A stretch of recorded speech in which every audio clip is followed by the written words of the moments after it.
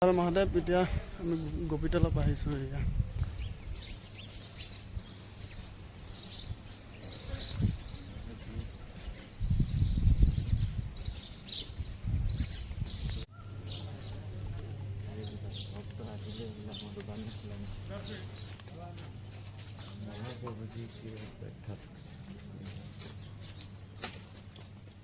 गोपीनाथ मंदिर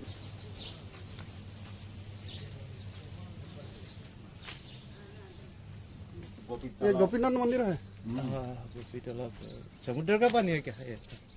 तालाब का तालाब श्री गोपीनाथ मंदिर का तालाब यही है गोपी तालाब।